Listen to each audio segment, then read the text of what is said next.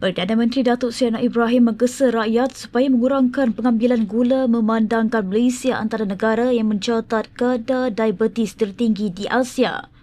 Beliau berkata tabiat pemakanan tidak sihat khususnya pengambilan gula yang tinggi menjadi antara punca utama peningkatan masalah kesihatan awam sekaligus memberi tekanan kepada sistem perubatan negara. Anwar berkata kempen kesedaran mengenai pengurangan gula perlu dipertingkatkan termasuk melalui penyediaan pilihan makanan dan minuman yang lebih sihat di hospital serta premis kerajaan. Beliau juga mencadangkan supaya minuman bergula dikurangkan di sebuah hospital selain jamuan rasmi kerajaan turut disediakan dengan kandungan gula minimum sebagai langkah mendidik masyarakat. Kena kempen. Saya nak poster-poster di hospital-hospital kita ini, ya, terangkan. Di hospital, kuih yang ada gula lebih dilarang.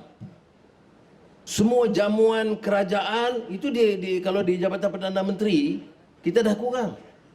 Kita dah bagi arahan, tak boleh. Walaupun selalu dia ambil gula lebih. Tapi umumnya kita tak bagi.